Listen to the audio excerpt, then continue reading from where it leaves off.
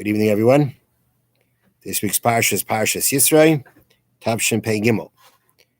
So the Parsha begins with Yitro, Moshe's father-in-law, coming to join the Jewish people because he hears about all the miracles that they experienced. Moshe receives him and tells him about all the miracles. And now, in Perek Ches, chapter 18, Pasuk in verse 13, Limi Macharas was the next day. Vayeshev Moshe lishpot es ha'am. Moshe sat to judge the people. Vayamid ha'am Moshe min ha'boker ad ha'arev. The people stood by Moshe from morning to evening. They all were lined up to ask Moshe their questions, make their requests. And Pasuk Gadal continues, Vayar chesen Moshe is kol asher hu oseh la'am. The father of Moshe saw all that he was doing to the nation. And he said, Ma hadavar hazeh asher ato oseh la'am. What is this thing that you are doing to the nation? You sit alone, and everybody is standing there from the morning until the evening. And Moshe explains, I judge, I let them know the laws of Hashem. And Yitro then says to Moshe, and we'll just skip a pasuk or two, to pasuk Yitzayin, verse 17, Moshe's father-in-law said to him, what you are doing, what you are doing is not good. Naval Tibal, you shall surely wear out. Gamata, also you, Gamazash imach, or in the nation that is with you. This matter is too heavy for you. You cannot do it on your own. And then Yitro suggests, and of course he tells Moshe to ask Hashem for his agreement, but Yitro suggests appointing a judicial system. Not only Moshe alone is going to judge the people, but he'll set up a whole system of judges who will be able to aid him in being able to judge the people. The people have their halacha questions, they have their disputes, they have their requests for prayer, and all this, certain things Moshe can take care of, and other things other people can take care of. And by this, everybody will be able to take care of what they have to take care of without being worn down from it. Okay, that was Yisro's idea. And we find that that's what Moshe did. Moshe did appoint a whole system of judges for judging the Jewish people. Now, the question that begs to be asked is that, so when Moshe came down from Har Sinai, right, he received the Torah, assuming that Yitro came after the Torah was given. It's a discussion in the Gemara. But assuming that Yitro came after the Torah was given. So that means Moshe went up on Har Sinai, he received the Torah from Hashem. Now, when he came down and he decided that everybody is coming to him for their questions, did he have a reason for it? Did he have an understanding why he was doing it? Was Yisro's point to him like such a novel idea that Moshe didn't realize it himself? We're talking about Moshe, he received the Torah from Hashem. If he received the Torah from Hashem, you'd assume that he also received how to pass it on. You know, when Moshe is adjudicating, when Moshe is judging the Jewish people, that's teaching Torah also. They're coming to ask him what they have to do based on Torah, and now Moshe tells them. So Moshe is teaching them Torah here. He's guiding them with Torah. He just received the Torah in Har Sinai. God gave him the Torah. You don't think that he knew the right way to do it? That all of a sudden now his father-in-law pops in and says, Moshe, you got it all wrong. And Moshe then changes everything. What happened here? What was Moshe thinking? And what happened when Yitro changed, when Yitro came? Moshe didn't know the right way of how to judge the people. It just seems very strange. So I'm going to share an explanation that I saw from Rav Nissen Kaplan. He's a rabbi in Israel. And this is how I understand the idea that he says. Now, we have to now actually go to the last book of the Torah, to Devarim, the book of Devarim. In the very first chapter of Devarim, there is really a repetition of this story, of this episode. It's just that there's no mention of Yitro. It says, this is in Perek Aleph, chapter 1, Pasuk Yud Beis, verse 12 in Devarim. Moshe says, Eicha esa lavadi. How can I carry on? How can I carry on my own? Your trouble, your burden, and your quarrels. Give forth wise and understanding people. That will be your judges. I mean, this episode, what Moshe relates in the beginning of Devarim, is about the creation of the judges, of the judicial system. It's not a different story than the story with Yitro. It's basically the Torah, in some ways, kind of filling us in on something more that happened. So Yitro, so it would seem like Yitro gave Moshe the idea, and he says to Moshe, "It's too much for you, and it's too much for the people." And Moshe goes to the people and he says, "How can I carry this burden on my own?" He says to them, give forth people that can be your judges, and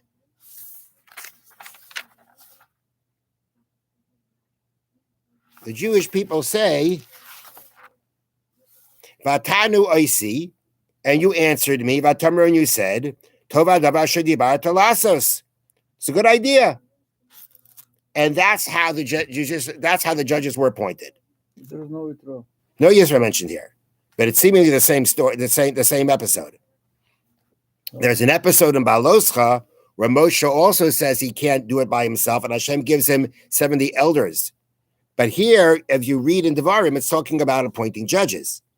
So there's no mention of Yisro, but there's a mention of how Moshe relates to the Jewish people. This is too much for me, and you'll give forth to me people who are well learned and well known and understanding and known to you, and I'll make them in charge of you, and I'll make them your judges. And the Jewish people respond, "You're saying good. It's a good thing that you're saying to do." Now, Rashi comments that when the Jewish people said that, Moshe actually said this. I'll read you from Rashi. You decided on this matter for your own good, for your own benefit. When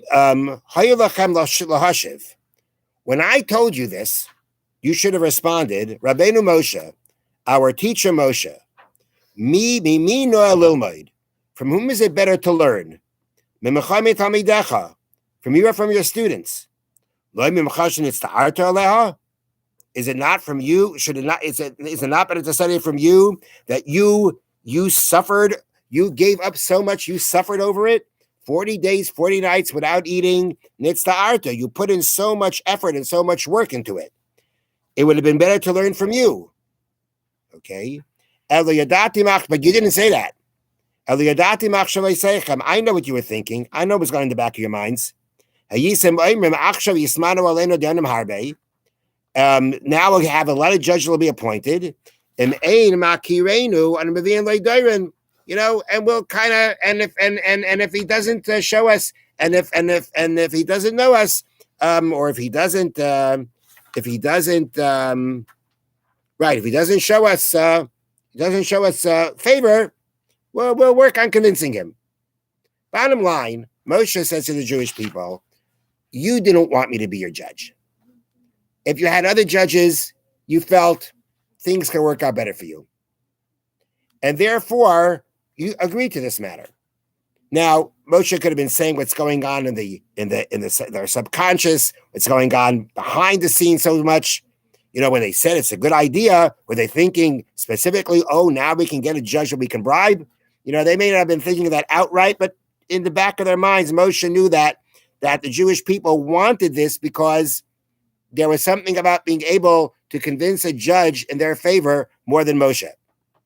But Moshe said to them, when I brought this idea to you, what should you have said to me? You should have said, Moshe, we want to learn from you.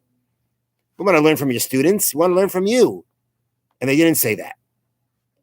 So Moshe is pointing out to them that I brought this idea up to you. I said it's too much for me, and I brought up this idea to you. And what you should have said is, we don't like this idea. You should have said, we want to learn from you.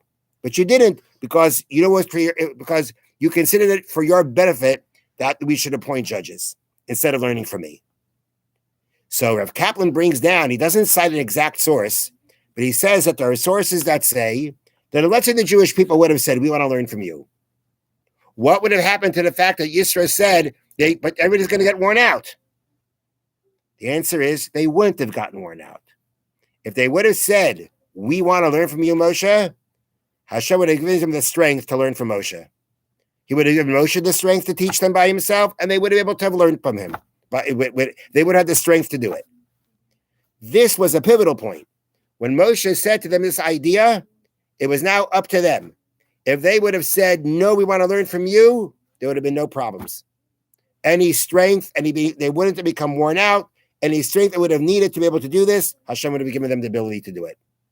But because they said they didn't want it, so they don't want it, you're not going to get it. If you don't want it, you're not going to get it. If you don't appreciate Moshe, if you don't want to have the chance to learn from him directly, you know what? You're not going to have it. So Moshe, of course, originally understood how to teach the Jewish people. And that was him directly. That would be the best way for them to learn.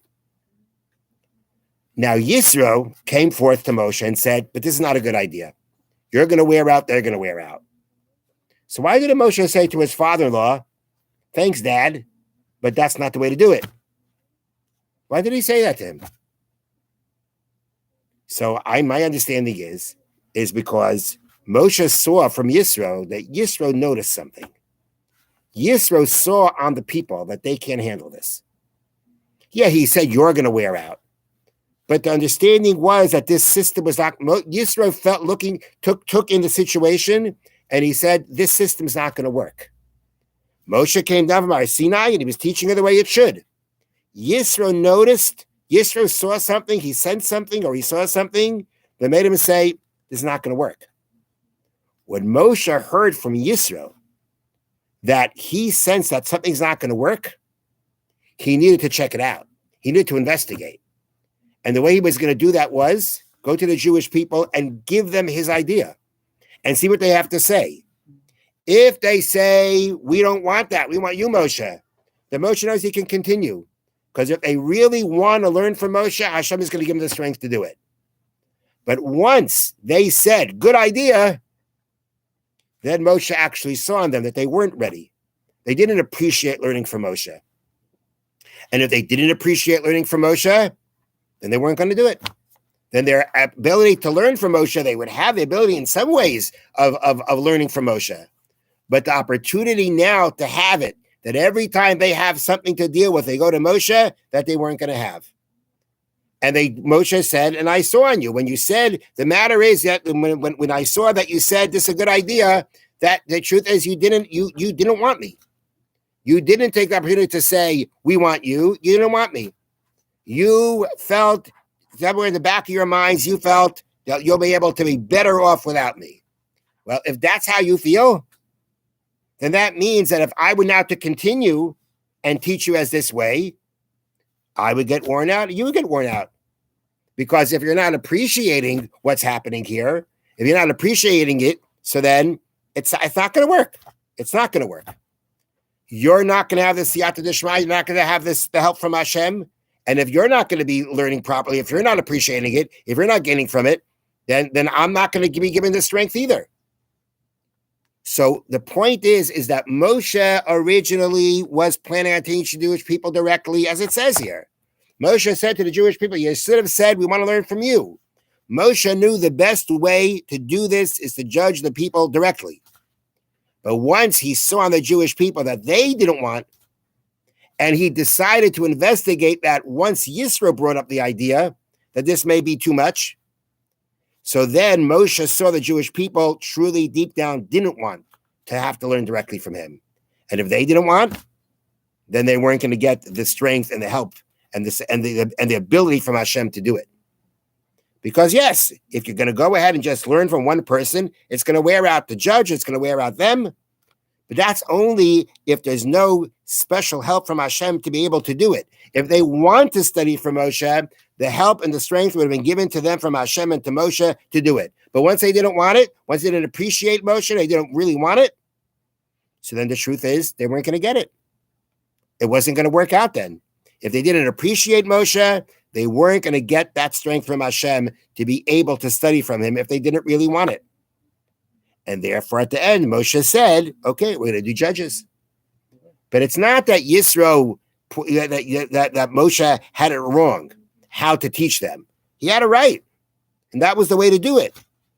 But eventually, he saw the Jewish people they didn't want. If they didn't want, then it's not going to work. So at the end of the day, if you want something, what's the matter? But directly this he said only about huge line. There is nothing else. This is people were burdened to wait so much time. Yeah, that's what he said. That's what Yitro said. Not because he is bad, because he is not able to teach everyone. No, the Yitro said you're going to wear out. It's not like Moshe was doing it already, but he was saying to Moshe, "You're going to wear out, and they're going to wear out." That's what he said.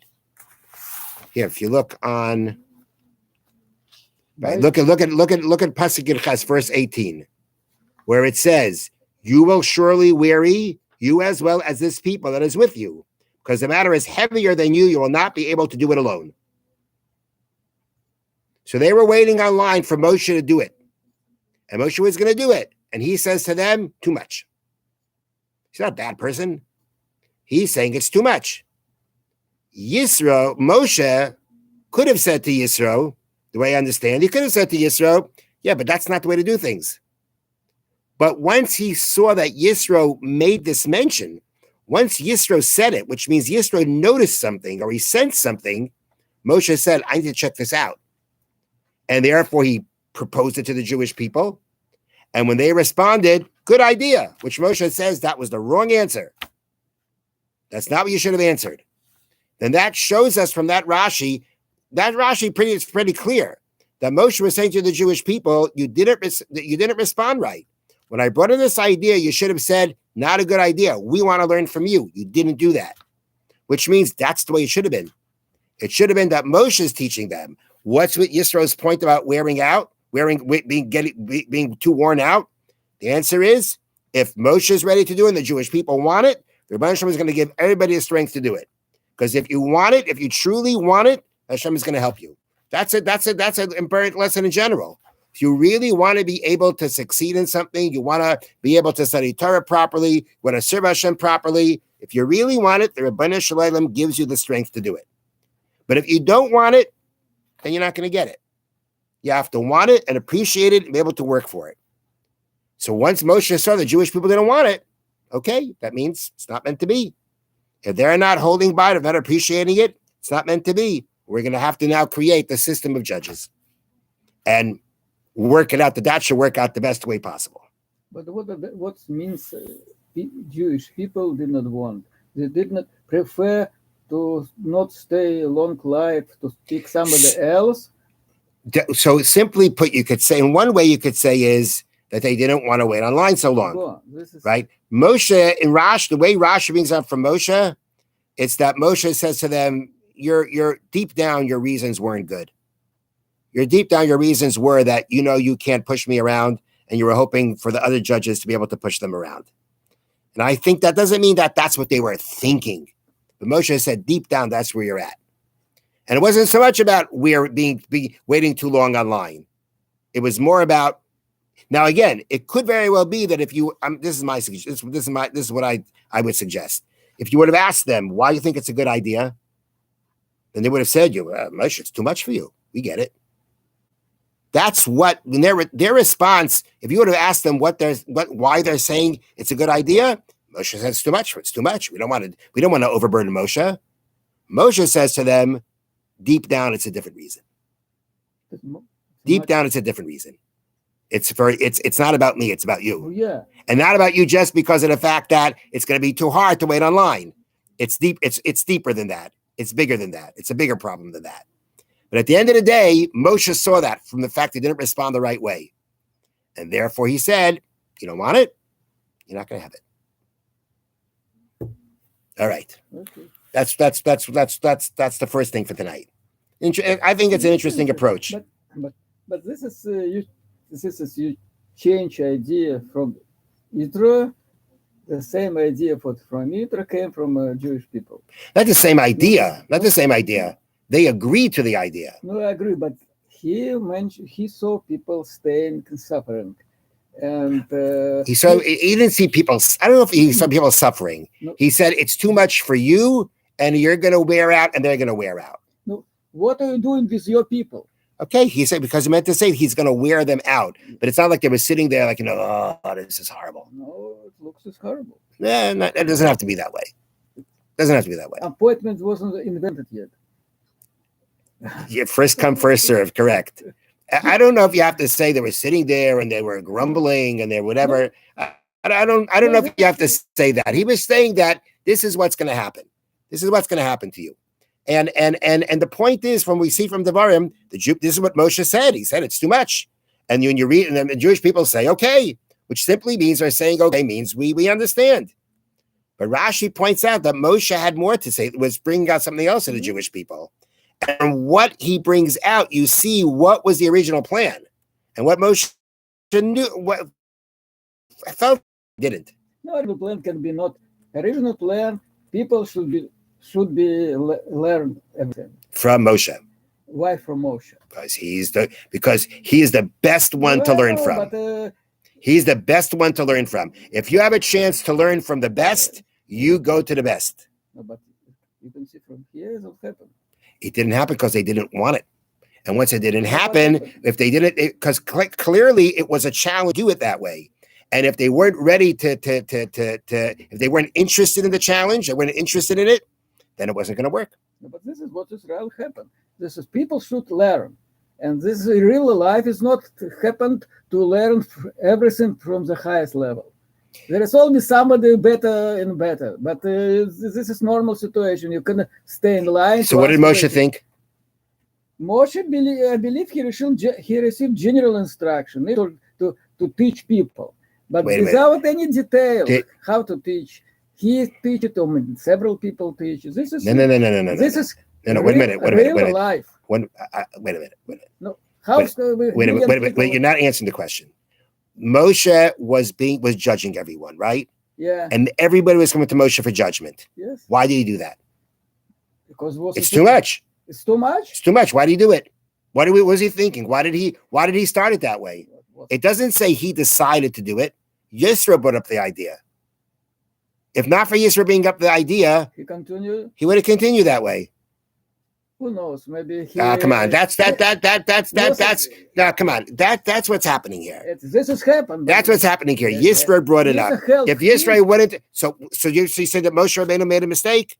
He was wrong. No, it's not a mistake. He didn't realize. Yes, did not realize. No, so I think that's a little bit difficult because of the fact that Moshe. He received the Torah from Hashem. He probably also understood how to pass it on to people. Yeah, he probably passed it on. I believe Yitro was right, but if not Yitro, Moshe himself. And what about Rashi? And what about Rashi that says that Moshe said to the Jewish people, you should have said, no, we want to learn from you? What about that? This is also correct. Why is it also correct? It's not correct. No, but practically speaking. So, but he didn't say that to them. What do you mean? Moshe didn't say to them, it would have been nice for you to say that, but it just wasn't practical. That's not what Moshe says. Moshe says you did it because you did it for your benefit. Not for your benefit because it was too much. What's too much? No, that's not what Rashi says. It doesn't say that. No, but this is Rashi doesn't say that. No, but Torah said. No, it doesn't. Torah says what Yisro said. And Moshe Rabbeinu followed it because, yes, at the end of the day, that's the way to do it. But if you see how Rashi adds to it, Rashi in Devarim is adding to it. He's adding to what's going on here, but there was something more going on. And that Moshe Rabbeinu said, you should have said we want to learn from you. And you didn't say that because of the fact that you were doing it for your benefit. So it doesn't seem that it's necessarily something that would have, anyway worked out. And Moshe should have said to them, you should have said it. And you didn't say it. And anyway, what happened? Maybe you're right. Maybe there is an approach to learn Rashi to say that they should have just said it. And Moshe Rabbeinu would have said anyway. And Moshe maybe would have said anyway, no, we can't do it. But Moshe says, I know why you didn't say it. I know really why you didn't say this. You didn't say it because of that. That's what Rashi says. Now, again, the question really, the idea really here is, this idea that I'm saying really revolves around the fact that he has these sources that say that if they would have said, we want you, that it would have worked that way. That's really what this is based on. That's what it really based on. If you learn like that, then you can say then it comes then it works differently. So you're right. I understand your point. You could have learned it without that. You could have learned that this way. And Moshe Rabbeinu was just telling them, hey, not that it would have made a difference, but you should have at least responded differently, which is interesting. It's something to think about in that Rashi. But at least if you're working off these commentaries that say it would have worked if they would have said it, then it seems this approach works. I found the Rashi make problem much more difficult than directly in Torah. You can read everything clear. Rashi is always telling us what's going on more than we think. All right. Because we can able think as Rashi. So there's an approach in Chumash where we approach the Chumash in one way. Rashi lets us know there's more going on. Okay. Now one last thing, and that is that, so we know the other part of the Parsha talks about the giving of the Torah, right? Ten Commandments. Now, if you take a look in, if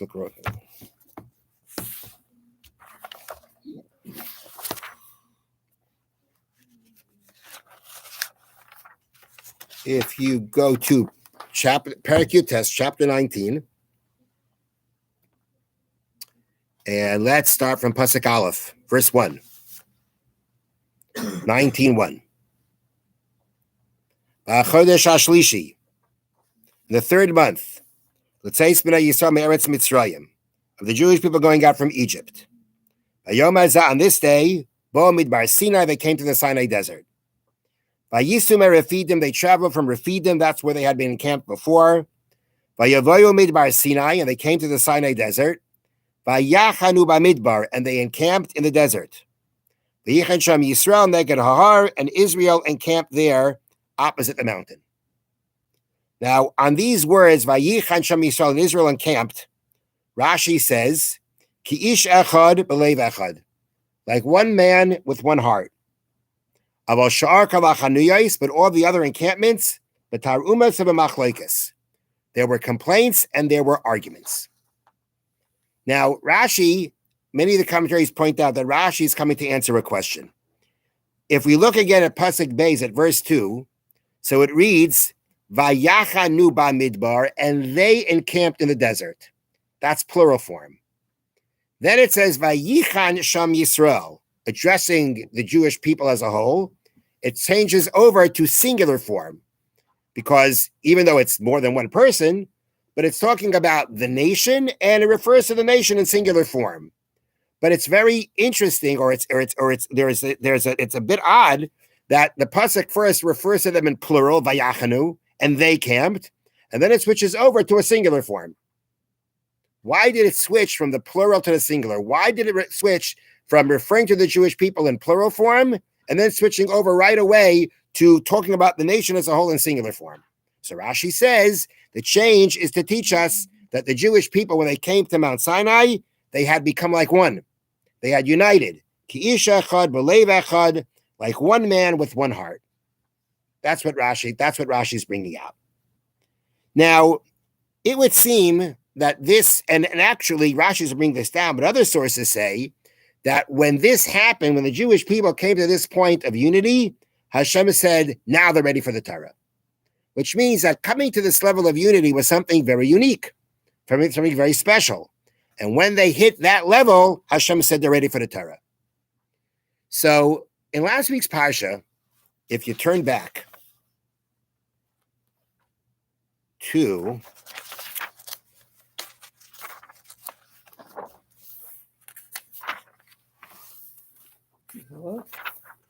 turn back to chapter 14. This is in last week's Parsha.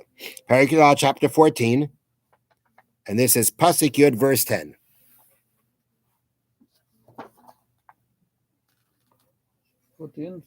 Yeah, chapter 14, Pasuk Yud, verse 10. Okay. It says, Uparo Hikriv. Now the Jewish people have just left Egypt. They're traveling towards the sea. Uparo Hikriv, Paro approached. Vayisu b'nei Yisrael asei nehem. The Jewish people lifted their eyes. V'nei Mitzrayim noisei achareim, and behold, Egypt is traveling behind them.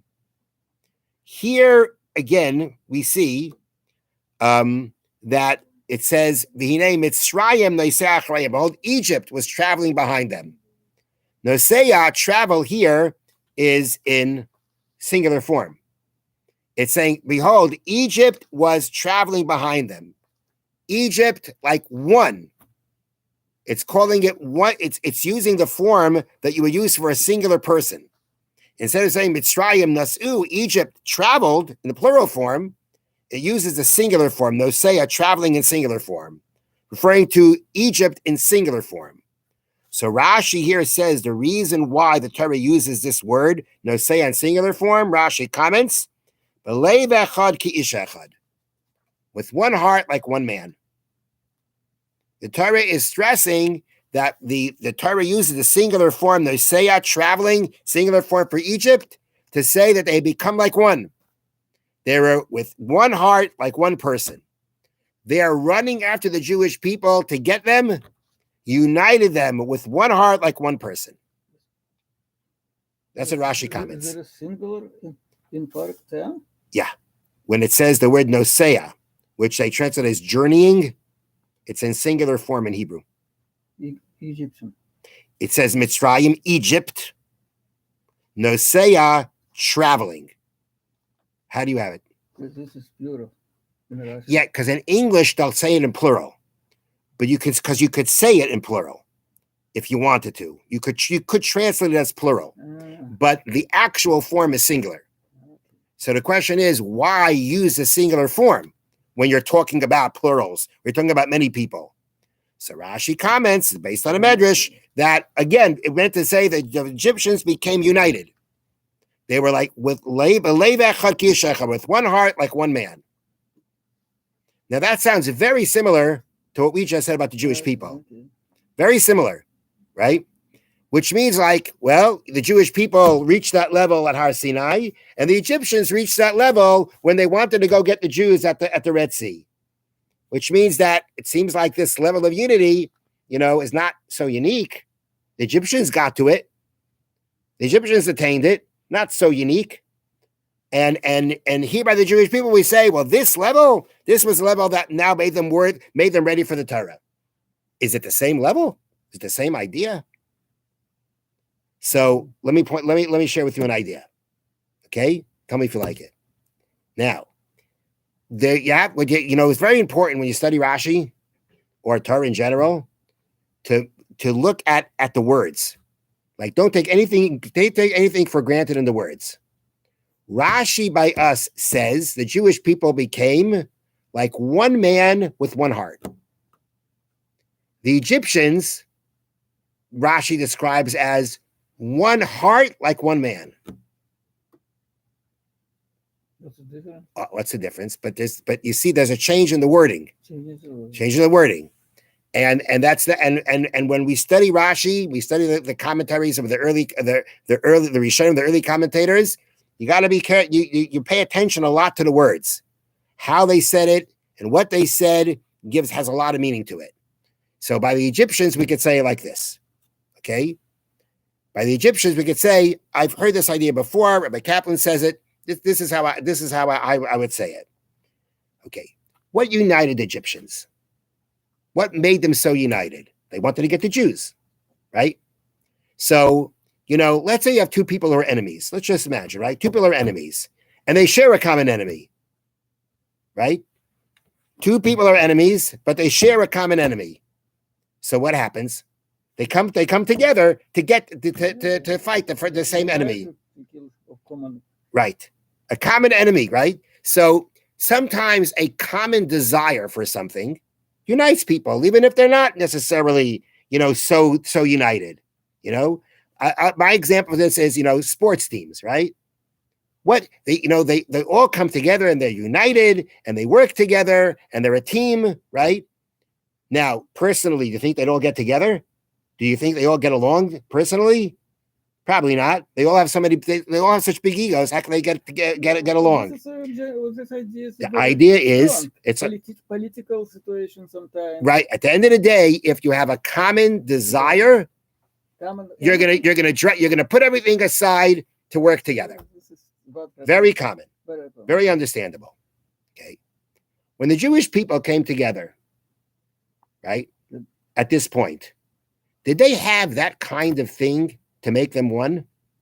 Did they have the common enemy, the common desire, the common, some kind of natural thing that brings them together? They didn't have that. When Rashi says in all the other camps, there were quarrels and fights. So Rabbi Kaplan suggests, the quarrels we know, the complaints we know. Anytime they were missing something, they complained. But it's also machlekes, dispute. Who were they fighting with? So he suggests it means they're fighting with each other. They're fighting with each other. Do neighbors always get along? Neighbors don't always get along. You're too close to my property, and you're making too much noise, and you're doing this, you're doing that. So when the Jewish people were now coming, they were traveling, and now they were setting up camp by the mountain. That wasn't necessarily a good place. That wasn't necessarily an environment that would foster that everybody's going to get along. And the other ones, they didn't. But you know why now they got along? Because they understood now that they came here to receive the Torah. And when they understood the greatness of receiving the Torah, then all the other petty things, then all the things that we fight about, they don't matter. They don't matter. If you come to a point where you understand that we're going to receive the Torah, this is what we're going to receive. We're going to have this, we're going to create this tremendous connection with Hashem. All the other things in life that make us fight with each other, they don't matter. They don't matter. So in essence, the difference between the Jewish people and the Egyptians was that the Egyptians had a natural cause that should unite them. What's the common cause to unite them? To get the Jewish people. The Jewish people at Har Sinai didn't have that kind of a natural cause to unite them. On the contrary, they were under conditions that they weren't getting along. But now they came to Har Sinai, they realized they're receiving the Torah, and they realized that all these other things are mishigasin. They're petty, they're childish, they don't matter. All the things that separate us went away. When all the things that separate us go away, we unite. Because in essence, as we mentioned, we're really all one neshama. We're really all one soul.